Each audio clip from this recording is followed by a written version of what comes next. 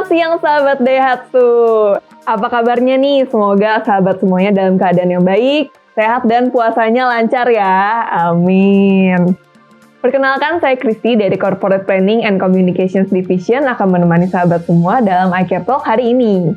Nah, hari ini kita akan membahas suatu tema yang menarik banget, apalagi buat sahabat-sahabat yang suka dengan bidang otomotif. Nah, tema apa sih hari ini yang akan kita bahas?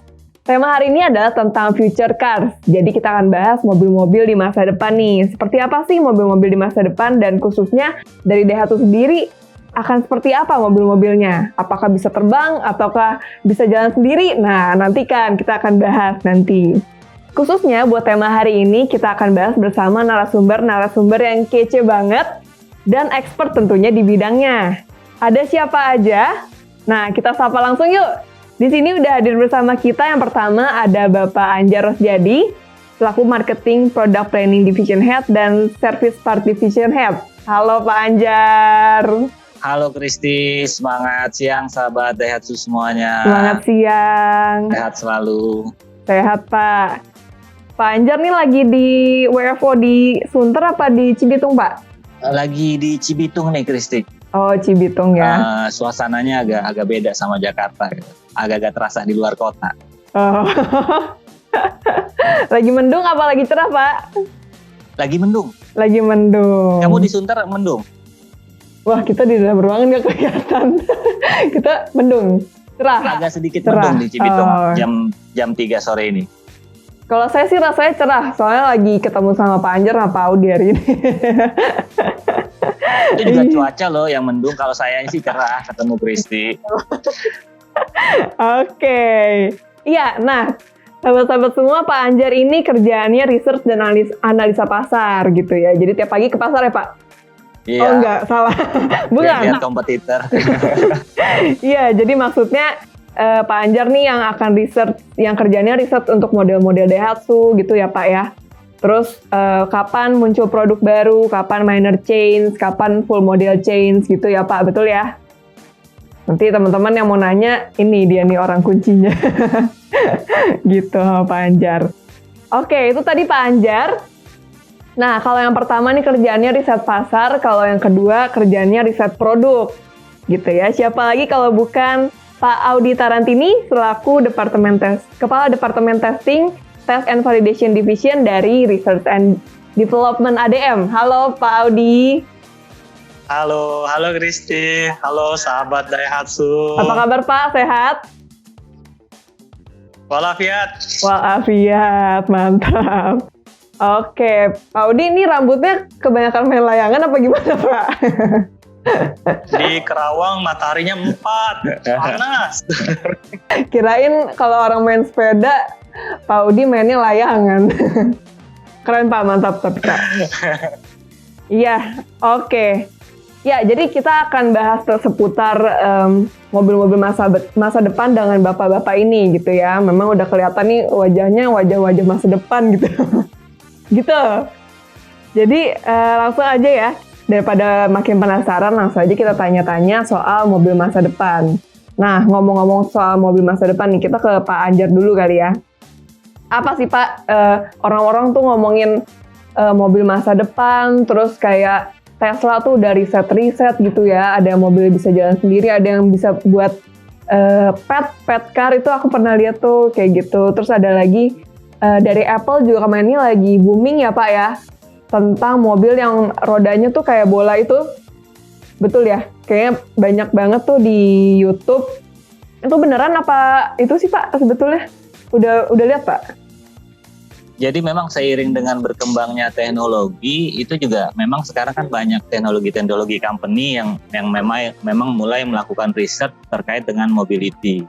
Tapi kalau kita bicara dengan future cars ke depan, kalau saya mungkin lebih tepat membahasnya sebagai future mobility ke depan kali ya. Karena sebenarnya konteksnya bukan kendaraan, tetapi bagaimana memindahkan orang dari satu titik ke titik yang lain. Nah, bicara tentang future mobility atau future car ini sebenarnya paling enak Kristi ya, itu ngelihatnya dari 4 aspek yang mungkin teman-teman juga sering dengar, suka disebut sebagai case. Case itu CASE, yang C-nya itu artinya connectivity.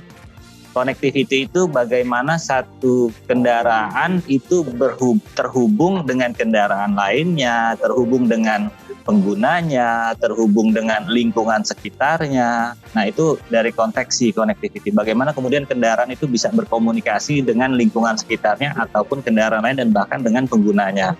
Kemudian yang kedua adalah autonomous, yang tadi Kristi sempat bilang mobil jalan sendiri. Nah, autonomous ini kan tentunya juga levelnya macam-macam loh. Autonomous itu nggak serta-merta autonomous itu cuma satu level. Autonomous itu levelnya ada 5 loh, Kristi. Tahu nggak? Enggak Pak, baru denger nih. Kirain yang cuma bisa jalan sendiri gitu, bukan ya?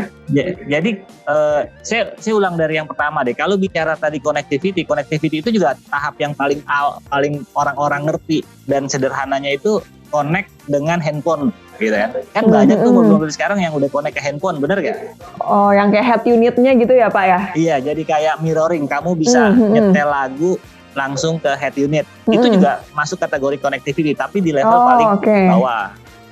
Nanti ada lagi connect ke network. Jadi dari mobil kamu bisa connect ke wifi atau ngelihat internet dari head unit yang ada di tempat kamu. Nah, makin canggih dia bisa connect ke kendaraan lain, dia bisa connect ke orang-orang di sekitarnya atau lingkungan di sekitarnya atau bahkan dengan infrastruktur yang ada di dalam jalanan. Itu dalam konteks connectivity. Itu kira-kira mobil kedepannya tuh, Chris. Nah, terus kalau yang tadi autonomous yang saya bilang tadi itu ada 5. Ada 5, oke. Yang pertama apa Pak? Yang pertama itu ya pakai tangan, artinya nggak autonomous. Itu paling dasar, ada supirnya. Ya. Kedua, itu nggak ada campur tangan, tapi orangnya masih ada di situ. Oh, oke. Kasarnya keberadaan orang itu tetap kayak kalau misalkan sederhananya tahu auto cruise control nggak? Apa Pak? Auto cruise control. Cruise control. Ya, jadi yang kayak kan kecepatannya sama terus gitu ya. 60 secara konstan gitu kan? Ya, betul. Tahu. Atau bisa juga ya katakan itu kan dia bisa jalan terus, kita kan bisa lepas tangan, tapi orang tetap harus ada kan? Oh, jadi mengontrol aja gitu ya? Kecepatan kalau dia dekat dengan mobil yang lain di depannya. Oke. Nah, terus yang level ketiga itu benar-benar nggak ada campur tangan fisik dari orang, tapi orangnya pun sambil tidur bisa. Oh gitu. Nah, jadi tapi tetap ada hal-hal yang harus dia lakukan gitu kan. Dia tutup mata pun kasarnya tuh mobil masih bisa aman lah ya gitu kan. Nah, terus yang keempat itu artinya udah nggak usah dipikirin, nggak usah apa-apa, lu nggak usah khawatir, pokoknya tuh mobil bakal jalan sendiri. Nah, yang kelima itu bener-bener kagak pakai driver. Nah, konteks dari 5 level yang jadi levelnya tadi ada orang, dia yang nyetir langsung, kemudian ada orang tapi dia nggak ngapa-ngapain, tapi dia tetap matanya itu ibaratnya kalau ada apa-apa dia bisa bereaksi langsung. Ketiga, dia tidur pun tuh mobil bisa jalan, tapi keberadaan dia tetap harus ada di situ.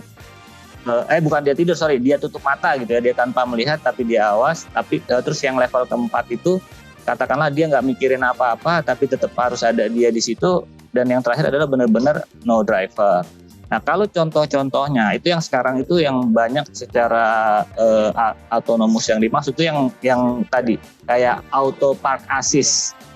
Auto park assist itu bisa masuk kategori, kan kita nggak usah ngelihat juga nggak apa-apa kan, karena dia akan bisa melakukan assist sendiri. Atau bahkan kayak lane keep assistance itu di mobil Daihatsu yang SUV udah ada tuh. Jadi mobil itu bisa jalan tetap di jalurnya tanpa berpindah ke kiri dan ke kanan. Wah, jadi kita udah masuk tahap ya makin awal canggih. Ya. Tapi memang kalau secara teknologi mungkin sekarang banyak juga mobil-mobil yang autonomous, tapi kebanyakan masih di lingkungan yang sifatnya terkontrol. Oh, oke. Artinya gini, kalau kayak mungkin SEA Games 2018 apa 16 saya lupa ya, itu kalau nggak salah ada shuttle yang kagak ada supirnya ya. Ingat ya, Kristi? Di Indonesia, Pak? Di Indonesia. Oh, aku belum lahir kayaknya. 2018. Belum lahir. Oh iya. Oh baru ya berarti ya. Tapi memang dia itu berada di lingkungan yang terkontrol. Artinya ya jalurnya situ-situ aja dan tidak ada gangguan dari luar. Oh Jadi urutan gitu, otonomus itu pun oke. jadi nggak tadi dari sisi level keterlibatan orang di dalamnya. Kedua dalam hal roadmapnya itu nggak serta-merta juga langsung otonomus. Memang sekarang yang banyak terjadi iya. terkait dengan mobil tanpa driver itu pada daerah-daerah yang memang limited. Artinya bahwa mostly untuk shuttle udah banyak lah ya di beberapa area yang terkontrol itu shuttle udah ada. Kemudian juga mostly memang masih di public transportation yang sifatnya juga limited. Paling advance dari autonomous itu nanti kalau dia bisa masuk ke private autonomous vehicle dan dia bisa masuk ke public area. Kebayang kan kalau mobil Tesla masuk ke Jakarta tuh ikut-ikutan macet, ikut-ikutan disalip motor gitu kan, tapi dia bisa gocek atau bisa nahan. Nah itu level tertingginya dari autonomous vehicle. Keren sih memang itu tuh. Artinya dia siap untuk menerima input atau gangguan apa aja dan dia bisa bisa bereaksi menyesuaikan diri dengan kondisi tersebut. Nah sekarang itu kan memang katanya Tesla ada autonomous, tapi kan mostly kan tetap ada orang di dalamnya kan. Dan dia memang masih dalam level study sih, belum sampai ke arah launching. Tapi memang posisi paling advance dari autonomous vehicle itu sendiri ya tadi, ketika kendaraan pribadi yang sifatnya otonomus dan itu bisa terjadi di atau bisa digunakan di daerah publik yang ya ada motor kalau Indonesia, ada bajai, ada tukang bakso, ada apa segala macam dan dia bisa gangguannya banyak ya Pak. itu semua gitu kan. Nah itu kalau bicara dari sisi otonomus. Terus yang ketiga bicara tentang sharing. Jadi kalau dulu itu kan orang cenderung untuk memiliki kendaraan. Kalau sekarang itu kan sebenarnya dengan ekonomi sharing, orang sebenarnya cuma butuh berpindah dari satu titik ke titik yang lain. Bisnis model terkait dengan mobility dan kendaraan juga jadi berubah. Kan sekarang juga masif kan kayak untuk pergerakan orang dari jarak dekat itu yang namanya Gojek, Gokar gitu kan, yang untuk nyewa-nyewa jam-jaman ada gitu kan. Tapi untuk kemudian perpindahan orang yang mungkin agak jauh di angka 15 km atau bahkan berjam-jam itu kan bisa rental jam-jaman juga ada ya untuk kendaraan kan. Nah, jadi memang kedepannya apalagi kalau nanti kendaraan udah sampai di level autonomous tadi. Nah, kalau mobil autonomous ngapain kamu punya mobil autonomous gitu kan? Justru dengan autonomous vehicle itu dia bisa memaksimalkan penggunaan utilisasi dari kendaraan tersebut kan. Artinya dia bisa secara tepat antar jemput orang sesuai waktu dan sesuai dengan tempat yang telah ditentukan. Jadi memang pergeseran dari future mobility itu ada juga terkait dengan sharing mobility. Artinya bahwa mobil itu nggak harus selalu dimiliki. Tetapi bagaimana penggunaan mobil itu hanya sebatas untuk memindahkan orang dari satu titik ke titik yang lain. Mobilnya bisa dipakai rame-rame. Kira-kira gitu, Kristi. Terus yang terakhir, nah ini elektrik kali ya. Kan sekarang memang lagi populer banget nih mobil elektrik. Tapi mobil elektrik ini juga banyak macam-macamnya loh, Kristi. Nggak serta-merta langsung ke baterai EV. Jadi kan yang paling dasar Pak itu kan internal combustion engine ya, yang sekarang ya bensin atau solar. Ya. Lebih naik dikit dari situ biasanya disebut mild hybrid. Mild hybrid itu ada baterai tapi hanya lebih kepada untuk menambah efisiensi kendaraan. Tapi nanti kemudian ada lagi hybrid vehicle.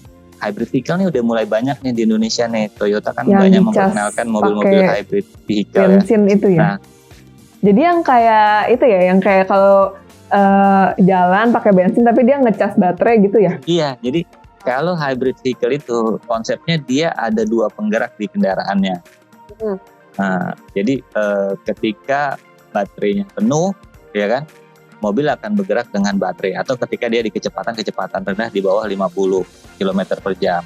Ketika kendaraan menginginkan power lebih atau si pengendara menginginkan power lebih dari kendaraannya, kecepatannya lebih di atas 50 atau ingin lebih ngebut gitu kan, itu otomatis baterai dan engine sama-sama bekerja. Nah kalau nanti baterainya udah habis, engine-nya akan bekerja sambil mengisi baterai. Jadi itu hybrid. Hybrid pun ada dua, ada yang sifatnya tadi paralel, tapi ada juga yang serial. Yang serial itu kalau misalkan teman-teman tahu, jadi engine ada, tapi engine itu nyala terus hanya untuk ngecharge baterai. Nanti baterainya yang akan menggerakkan kendaraan. Nah, lebih tinggi dari hybrid tadi ya, dari serial, kemudian yang tadi paralel hybrid ya, yang ada engine, ada mesin. Ya kalau baterainya rusak juga bisa langsung engine-nya doang. Itu ada lagi plug-in hybrid. Jadi nambah lagi, baterainya ya? Bisa di-charge di rumah. PHEV ya Pak ya? Betul. Nah, dan terakhir baru baterai EV. Artinya totally memang penggeraknya adalah motor dan kendaraannya di-charge dengan plug-in. Nah, bahkan sekarang teknologi terkait dengan charging baterai ini sendiri dari sisi connectivity tadi ya, kalau saya sempat ngomong di penjelasan pertama, connectivity di level tertinggi itu bisa ngecharge antara kendaraan dengan grid, dengan baterai gitu loh. Itu ibarat kata kan sekarang kalau kita ngecharge handphone kan bisa kita taruh di atas meja ya Chris ya? Iya, betul. Nah kedepannya itu mobil yang electric vehicle itu tinggal masuk ke parkiran yang dengan area khusus, kagak perlu nyolokin apa-apa, langsung ngecharge. Oh jadi kalau kayak baterai sekarang, yang Pak Anjar maksud tuh yang kayak pakai magnet gitu ya? Iya. Jadi ketempel langsung. Oh mobil juga gitu. Iya. Kedepannya itu di level tertingginya dari connectivity ya dihubungkan dengan electric baterai. Makanya kenapa saya lebih senang ngebahasnya dengan sisi keempat tadi, karena memang saling keterkaitan. Bahwa kebanyakan autonomous vehicle pun itu menggunakan electric vehicle. Seperti itu. Jadi dan 4 poin tadi terkait ya Pak ya, yang si connectivity, autonomous, shared, sama electrification. Betul, itu saling berkait dan itu sebenarnya jadi tantangan otomotif ataupun mobility di kedepannya.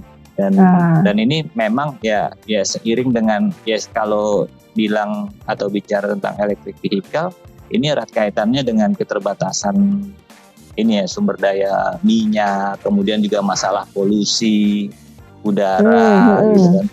Nah kalau dengan electric vehicle kan otomatis hal-hal seperti ini tuh artinya bahwa ya ini bisa menyelesaikan tantangan kita ya di dunia global terkait dengan keterbatasan sumber daya minyak yang memang tidak terbarukan. Kemudian juga tantangan terhadap polusi gas buang dari kendaraan bermotor. Jadi ya mungkin kedepannya future car atau future mobility ini akan seperti yang teman-teman lihat di film-film Star Trek kali ya. Iya benar juga ya Pak ya. Ya itu, orang bergerak tinggal panggil tiba-tiba mobilnya nyamperin gitu kan. Terus dia nganterin kemana entah gitu kan. Jadi tanpa supir juga gitu kan. Ya kira-kira seperti itu sih Kristi. Jadi bicara tentang future mobility ya bicara tentang 4 aspek dari connectivity, autonomous, sharing, dan electrification ya. Itu sendiri. Terus udah gitu bisa menjawab kebutuhan kita juga ya Pak ya, supaya ramah lingkungan gitu. Terus keterbatasan minyak bumi, terus harga bahan bakar yang udah mulai meningkat, global warming gitu-gitu ya Pak. Betul banget Kristi, karena memang ya tadi ya ketika masih pakai combustion engine kan gas buangnya ya, makanya sekarang kan aturan tentang gas buang ketat banget kan. Dalam usaha kita untuk mengurangi polusi udara gitu kan. Menyiapkan warisan buat anak cucu ke depan tentang alam yang lebih hijau. Waduh.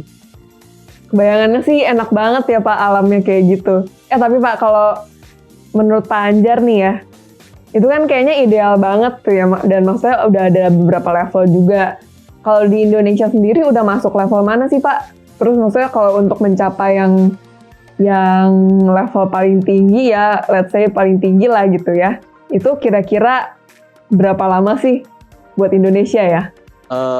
Indonesia sekarang kalau ke arah autonomous sih belum dibahas secara mendalam. Tetapi memang kalau teman-teman sempat dengerin berita ya, Kalau nggak salah waktu wacana ibu kota baru diadakan tuh, itu kan pengen dibangun juga smart city ya kalau saya nggak salah ya. Iya betul. Nah smart city itu kan juga konsepnya ya autonomous dan artinya control environment.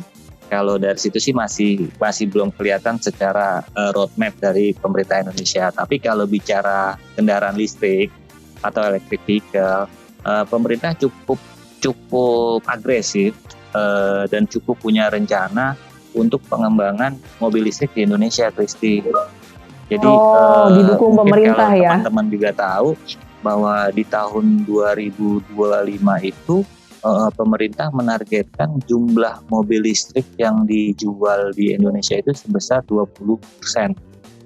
20%? 20%. Wow. Kemudian di tahun ya. 30 itu di angka 25%. Dan di tahun 2035 itu di angka 30%. Nah, pemerintah itu membagi tahapan roadmap dari pengembangan mobil listrik itu menjadi 2 tahap. Ya tadi ya, antara 2025 sampai dengan 2030 itu dalam usaha katakanlah istilahnya memasyarakatkan mobil listrik lah ya. Kemudian bagaimana memastikan produsen-produsen listrik juga bisa berkontribusi di dalam program pemerintah. Dan di tahapan kedua baru pemerintah mulai bukan di tahapan kedua sih, sebenarnya dari tahapan ke-1 sudah dimulai, tapi dari tahapan 1 ke tahapan kedua pemerintah mulai mengembangkan bagian dari infrastruktur dari mobil listrik itu sendiri, dari sisi charging station atau bahkan industri-industri di area hulu itu ujungnya hilir. Pokoknya di area awal lah ya, kayak pembuatan baterainya segala macamnya itu akan muncul menjadi prioritas kebijakan ataupun pengembangan dari pemerintah di fase keduanya untuk mobil listrik ini sendiri. Iya, oke. Itu tadi kalau ngomongin di Indonesia Pak, berarti tahap 2 ya Pak. Jadi udah pengembangan bisnis-bisnis pendukung yang dihilir ya Pak. Jadi infrastrukturnya udah mulai dibetulin, terus untuk baterai dan lain-lain kayak gitu udah mulai dikembangin ya dari pemerintah, udah didukung gitu lah ya istilahnya. Dan dipersiapkan juga artinya ke arah sarana dan prasarana untuk hal tersebut, Kristi. Betul, karena memang yang paling penting justru itunya ya Pak. Kalau misalnya cuma ada mobilnya doang, kayaknya ribet juga gitu mau ngecas di mana gitu. Tapi kalau secara kebijakan pemerintah itu udah mulai loh dari sekarang kan. Artinya untuk menstimulasi penggunaan ataupun penjualan mobil listrik itu sendiri kan. Kayak mungkin kalau teman-teman tahu terkait dengan kebijakan barang mewah kan sekarang kalau untuk mobil listrik kan juga pajaknya 0 kan. Bahkan di Jakarta untuk PPNBM biaya balik nama pun 0 untuk Jakarta ya. Dan beberapa daerah mulai mengikuti walaupun belum sampai 0 sih. Artinya memang bahwa dari sisi pemerintah agresif sekali terkait dengan pengembangan mobil listrik di Indonesia. Iya. Betul. Ya semoga lebih cepat lah ya. Supaya lingkungan kita juga lebih adem gitu. Nggak kena knalpot mulu. Begitu. Nah kalau misalnya Indonesia pemerintahnya aja udah dukung nih Pak. Kalau dari ADM sendiri gimana sih Pak kesiapannya? Kan kalau dilihat dari visi kita aja udah ada statement gitu ya. Ada meng-highlight tentang mobilitas dan konektivitas gitu. Nah sebelumnya sebetulnya ADM udah siap atau belum sih Pak untuk mobil-mobil masa depan ini? Nah ini menarik nih Kristi. Itu kan memang seiring dengan visi ADM ya. Perusahaan global terbaik yang membuat hidup orang lebih baik melalui mobilitas dan konektivitas, ya. Artinya bahwa memang ADM sendiri sebenarnya beberapa aktivitasnya sudah align dengan ini. Nanti saya kalau ngomong sekarang juga serba salah ya, tapi katakanlah contoh ada bocoran apa ini? Kalau Kristi tahu Rocky di Jepang gitu kan, ya. Itu kan udah bisa connect ke pengendaranya juga tuh. Artinya dia ada aplikasi di kendaraan yang namanya connectivity tuh di Rocky yang dijual di Jepang. Nah, ya. Yang ada remindernya gitu ya Pak ya? Iya, jadi kita bisa tahu lokasi kendaraan kita ada di mana. Kemudian kalau ada apa-apa itu bisa terhubung dengan handphone kita. Berguna banget nih. Jadi ini Daihatsu secara Daihatsu ya, bahwa memang sudah mengarah ke arah sana. Iya. Bicara tentang automation ya, otomatis tadi gitu kan. Ya nanti di Daihatsu sendiri tuh udah dikembangkan tuh satu teknologi yang namanya ASA. Nanti mungkin lebih tepat kalau dari Pak Audi lah yang menjelaskan lebih jauh terkait hal tersebut. Tapi itu akan sangat erat kaitannya dengan mobility dan connectivity tadi. Dan bagaimana Daihatsu katakanlah mempersiapkan ini ya, ini juga satu hal yang menarik. Jujur kalau Daihatsu itu kan berusaha untuk menyediakan mobility dengan menyediakan kendaraan yang terjangkau dan berkualitas untuk masyarakat Indonesia. Ya, betul. Saat ini kan tentunya kita itu ada di area yang katakanlah entry segment lah ya, yang memang kendaraan Daihatsu itu harganya affordable untuk seluruh masyarakat Indonesia. Sementara di satu sisi kendaraan listrik ini kan juga masih quote and quote banyak mahal ya. Mahal. Paling sederhana yang paling gampang hambatannya adalah mahal gitu. Ketika konteksnya mahal, ini kan akhirnya tidak affordable buat customer Indonesia. Apalagi di segmen-segmen entry yang memang jadi area atau market segmennya Daihatsu. Tapi tentunya seiring dengan persiapan ataupun rencana pemerintah, Daihatsu juga melakukan persiapan untuk bisa align dengan kebijakan pemerintah tersebut.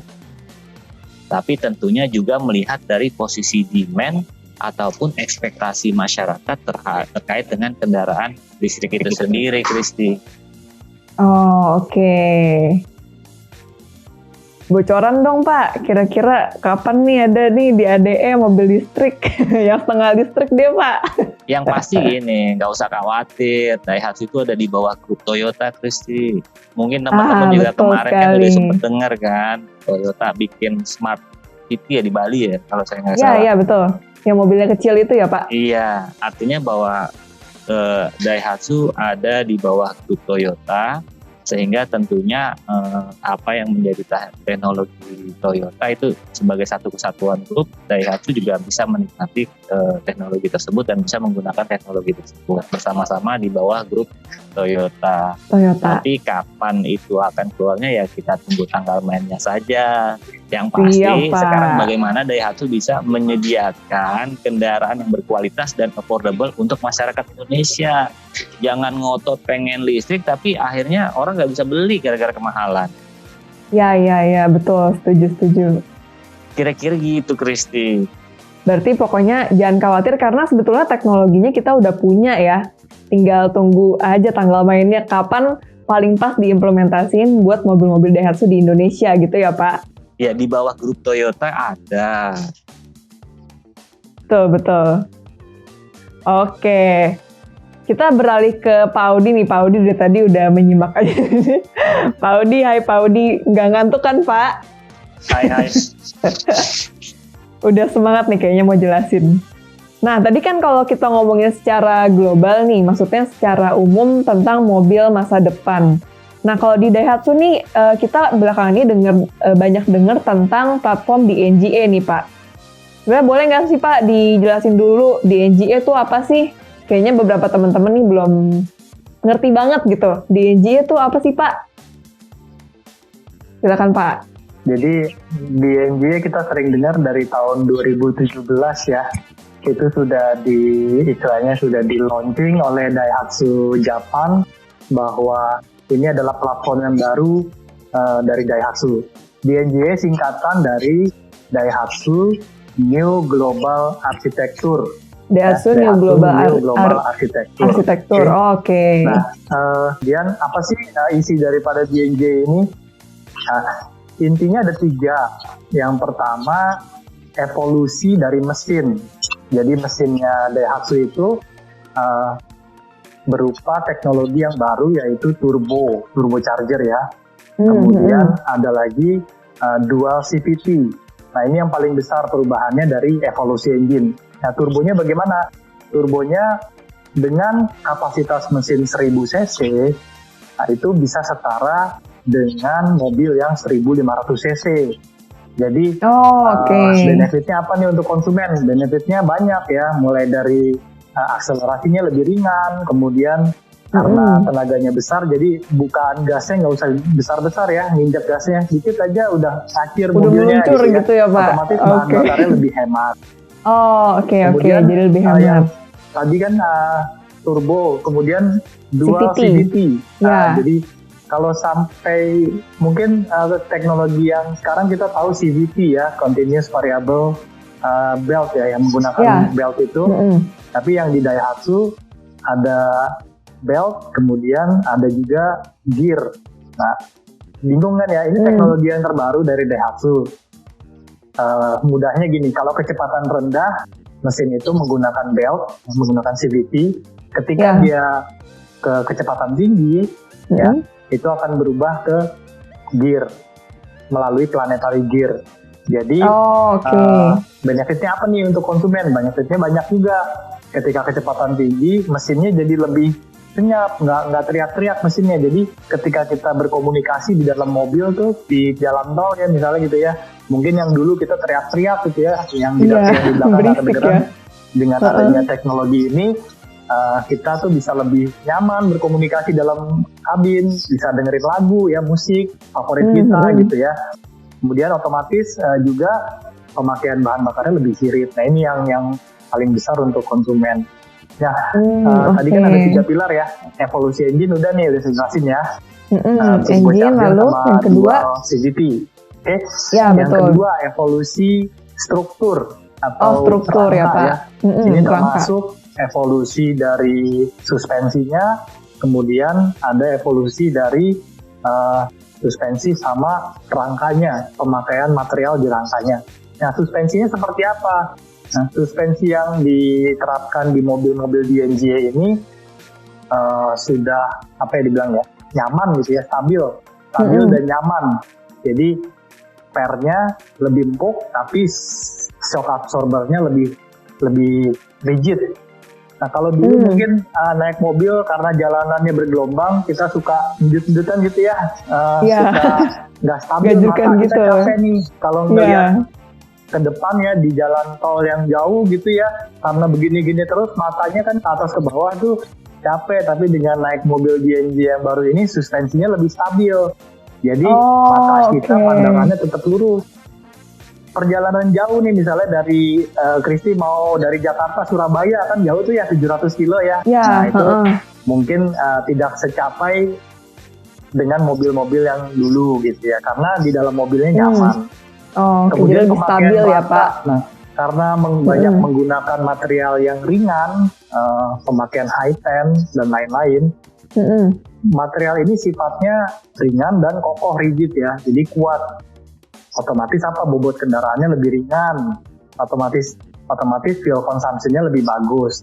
Nah, karena kuat, jadi dari segi safety-nya itu kalau ada amit-amitnya tabrakan seperti itu, energi yang dari tabrakan itu bisa tersalurkan ke bodi yang lain sehingga penumpang di dalam kabinnya itu lebih selamat, lebih aman. Lebih aman ya Pak. Yang struktur ya, itu yang kedua. Yang ketiga Pak. Yang terakhir nih, evolusi advanced safety. Jadi evolusi advanced safety feature. Safety feature ini tadi berhubungan sama yang Pak Anjar jelaskan. Yang ASA ya Pak ya? Teknologi yang autonomous ya. Tadi Pak Anjar sudah bilang autonomous. Jadi yang evolusi safety ini menggunakan teknologi namanya stereo kamera. Stereo kamera itu adanya di bawah kaca spion tengah sini ya, di kabin. Black box gitu ya? Betul. Teknologi ini membaca lingkungan, membaca kondisi di jalan raya, sehingga komputer akan membantu pengendara mengurangi resiko kecelakaan. Ya, Teknologi ini sudah ada di Jepang ya, seperti di Daihatsu Rocky yang di Jepang sana ya, Tanto, kemudian ada lagi TAF ya, kalau nggak salah ada tiga yang sudah ya menggunakan teknologi ini. Oke. Ya, nah kelebihannya apa nih? Kelebihannya ada banyak ya, ada banyak. Apakah semua akan diadopsi oleh di Indonesia atau tidak? Saya mungkin nanti Pak Anjar yang bisa lebih jawab ya. Karena saya di bagian R&D testing, saya kedapatan ngetes teknologi ini semua. Jadi ada lane change assist ya. Jadi ketika jalannya lurus ya di jalan tol itu, marka jalannya kan dibaca tuh oleh mobil. Ya. Kemudian kalau pengendaranya mengantuk, tidak sadarkan diri, setirnya itu ke kanan atau ke kiri ya. Gitu ya. Kemudian keluar garis. Nah itu komputer akan membaca, memberikan peringatan, pip, kemudian akan mengkoreksi setirnya. Sehingga mobilnya kembali ke jalur yang benar. Oh gitu. Kalau di Jakarta kan tapi itu Pak, jalanannya suka nggak rata gitu, gimana Pak? Suka ada yang nggak ada garisnya. Itu tugasnya R&D di sini, di testing, kami sudah mengumpulkan data di seluruh Indonesia. Jadi marka-marka yang tidak sempurna ya, terutama itu tidak bisa terbaca dengan baik. Karena memang tujuannya sistem ini kan untuk mensupport ya, mengassist driver. Ya. Ketika marka, kemudian tanda rambu-rambunya itu jelas.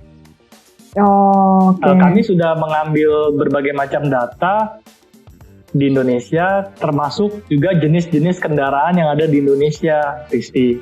Jadi seperti truk yang ekstra panjang, truk yang suka overloading ya, kemudian udah overloading di atasnya ada orang lagi ya.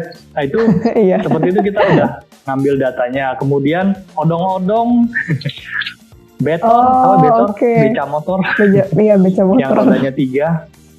Ya. Bemo itu bukan ya Pak? Kemudian beda ya? Apalagi ya? Kemudian semua cuaca ya, hujan badai. Kemudian malam, siang, kita sudah mengambil semua datanya. Kita berkolaborasi sama DMC untuk mempertajam akurasi daripada kamera tadi, stereo kamera tadi. Oke. Jadi sudah ada 3 tadi pilarnya ya, mesin, rangka atau suspensi, sama advance assist ya. Keselamatan ya Pak ya. Oke. Ya, ini adalah DNGA di Daihatsu. Silakan kalau ada pertanyaan. Nah, itu kedepannya nanti produk-produk Daihatsu bakal pakai platform ini kah Pak? Semuanya? Iya betul.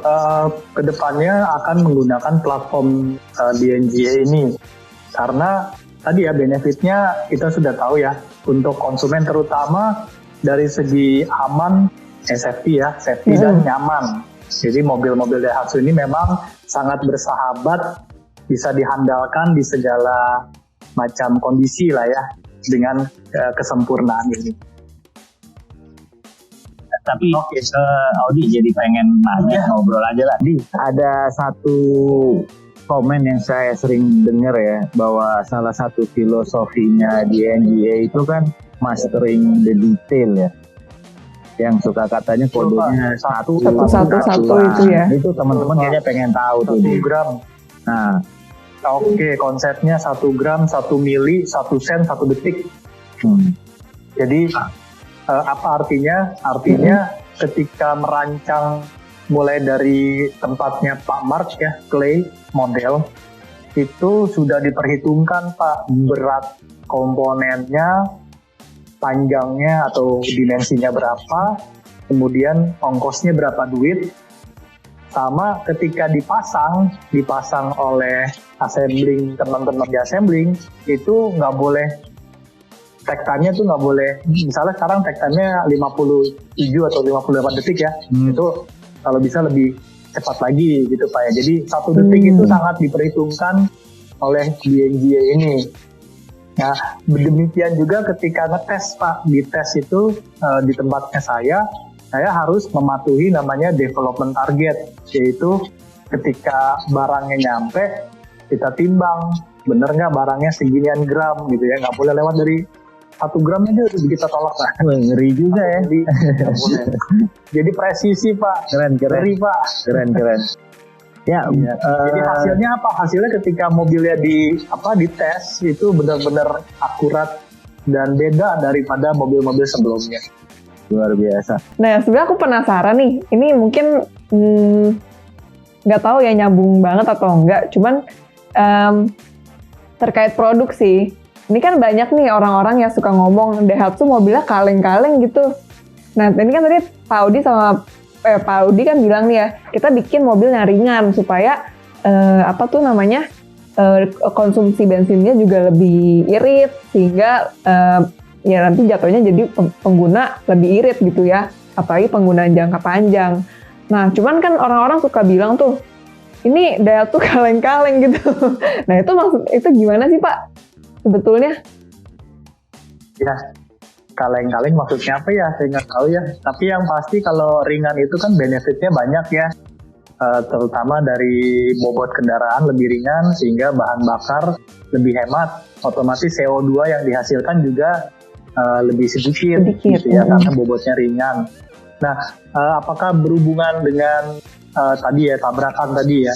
Ya pasti dengan bobot yang ringan, kemudian kita akan menghitung di teman-teman di engineering terutama ya, ketika material itu terkena impact, geder gitu ya, energi tabrak itu harus bisa disalurkan ke semua rangkanya sehingga manusia yang ada di dalamnya itu tidak kenapa-napa gitu. Jadi walaupun mobilnya krok gitu ya, remuk, tapi manusianya masih aman gitu ya.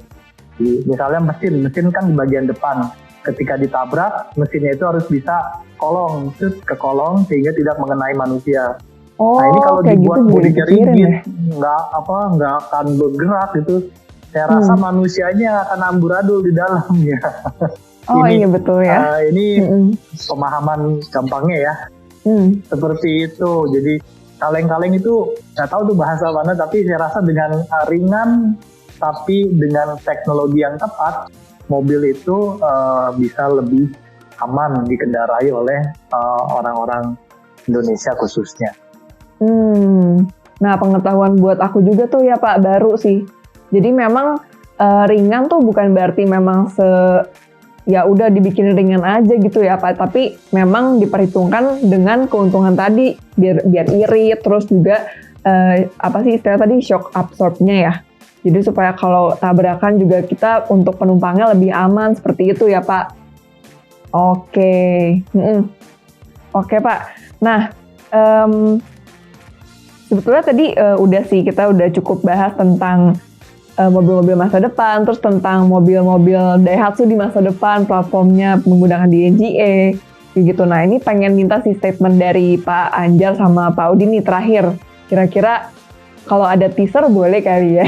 Tapi ya kira-kira mobil-mobil di masa depan tuh gimana sih menurut bapak-bapak nih? Last statement buat teman-teman. Mungkin masih ada yang penasaran atau mengira-ngira gitu ya. Mungkin sederhananya gini kali ya, karena ADM ada di industri otomotif khususnya dalam hal manufacturing kendaraan ya Kristi ya. Mungkin kita ngambil angle-nya ke arah teknologi kendaraan itu sendiri. Memang ke depannya sepertinya teknologi kendaraan akan mostly berkiblat ke arah mobil listrik. Tetapi untuk masuk ke level mobil listrik itu sendiri tentunya juga butuh waktu dan butuh banyak persiapan, baik dari sisi industrinya ataupun dari sisi peraturan dan bahkan infrastruktur yang ada untuk kendaraan mobil listrik itu sendiri. Nah, di Indonesia sendiri ataupun di banyak beberapa negara bahwa nggak serta-merta dari kendaraan bensin atau solar itu langsung loncat ke mobil listrik. Kadang-kadang ada masa transisi dari kendaraan bensin atau solar ke hybrid dulu, kemudian ke plug-in hybrid, baru ke mobil listrik. Karena jujur, tipikal orang Indonesia pun mungkin akan masih banyak pertanyaan terkait dengan mobil listrik. nanti kalau kita mau keluar kota gimana, kan gitu kan. Kalau ngandelin baterainya habis di jalan, terus gimana gitu kan. Jadi sepertinya hybrid masih jadi pilihan yang menarik buat orang Indonesia ya, dibandingkan mobil listrik. Karena orang Indonesia kan sebenarnya pergi mudik ya, pulang kampung, mau lebaran apalagi kayak gini kan. Iya, tiba-tiba di tengah jalan baterainya habis, puyeng gitu kan. Tapi kalau hybrid kan baterainya habis masih ada bensin, engine untuk menggerakkan kendaraan. Dan di Daihatsu sendiri ya kalau saya sih ngerasa karena kita berada di bawah grup Toyota harusnya nggak usah khawatir. Karena kan teman-teman juga tahu hybrid paling banyak di Indonesia sekarang siapa yang punya bicara hybrid ya. Iya. Ya, dan karena kita ada di satu grup harusnya kedepannya bukan jadi satu hal yang menakutkan buat Daihatsu, tetapi memang perlu persiapan dan keseriusan Daihatsu juga untuk bisa mengikuti perkembangan zaman yang ada. Artinya bahwa memang kedepannya akan arah ke mobil listrik, tapi tentunya akan ada transisi ke mobil hybrid dulu, baru ke mobil listrik. Dan karena kita ada di bawah grup Toyota, ya kalau saya sih optimis ya, kita masih bisa mengikuti perkembangan ataupun tren yang terjadi di Indonesia. Oke, thank you. Ya, makasih Pak Anjar. Kalau dari Pak Audi gimana nih? Pak Anjar sih optimis banget nih. Saya juga optimis dong. Pak Audi optimis Jadi, juga. Kalau menurut saya, perkembangan jalan di Indonesia ini akan terus digalakan oleh pemerintah sampai ke pelosok-pelosok ya. Maka di mana ada jalan, di situ pasti butuh kendaraan. Kendaraan Daihatsu sudah dilengkapi DNGA, teknologi masa kini. Apakah teknologi ini cocok untuk lingkungan Indonesia? Nah, itu tugasnya kami di R&D untuk menyelidiki, investigasi, kemudian mendevelop supaya teknologi ini bisa cocok di lingkungan Indonesia. Contohnya tadi Pak Anjar bilang hybrid atau baterai ya. Baterai itu kan kelemahannya ada 4 ya. Air, getaran, debu, sama panas. Ada semua nih di Indonesia ya. Air kalau banjir gimana? Terus debu, waduh jalanannya berdebu ya. Tadi kan Kristi sempat bilang makanya bikin mobil listrik Pak supaya debunya nggak ada gitu ya. Getaran, nah jadi jalanan di Indonesia bergelombang kan. Sama panas ya, panas juga pasti jadi PR. Tapi jangan khawatir. Kita semua di sini nggak tinggal diam, kita bergerak ke arah di mana 4 macam masalah ini ada solusinya gitu ya. Karena pada dasarnya manusia pasti mencari solusi. Itu Kristi. Keren Pak, mantap nih. Saya jadi nggak sabar menunggu mobil-mobil Daihatsu selanjutnya dengan mengatasi tadi 4 tantangan itu ya Pak ya. Oke lah kalau begitu. Thank you banget nih Pak Anjar, Pak Audi. Kita udah jadi lebih terbuka gitu ya tentang mobil-mobil di masa depan. Kira-kira gambarannya kayak gimana sih nih? Jadi punya imajinasi sendiri nih saya nih, dunia di Indonesia nih kayaknya nanti kalau ada mobil listrik mantep banget gitu ya. Ada yang menjemput otomatis, ada yang ke teknologi keselamatannya juga udah advance gitu ya. Keren banget lah pokoknya. Juga di mobil-mobil Daihatsu yang sekarang udah mulai mengarah ke sana, dan memang kalau teman-teman nih banyak banget nih misalkan di medsos-medsosnya Daihatsu udah pada nanya gimana nih di Indonesia kapan? Jangan khawatir teman-teman, kayak Pak Anjar juga tadi udah bilang jangan khawatir karena kita satu grup sama Toyota udah terbukti banyak banget nih mobil-mobil listriknya dan hybridnya, jadi tinggal tunggu aja gitu ya Pak ya. Oke lah kalau begitu, thank you banget. Sekali lagi thank you Pak Anjar, Pak Audi udah temenin kita ngobrol-ngobrol hari ini. Oke sahabat, terima kasih sudah join di iCare Talk hari ini. Jangan lupa like, comment, subscribe, share, dan nantikan konten-konten inspiratif lainnya. See you, ADM bisa. Bye!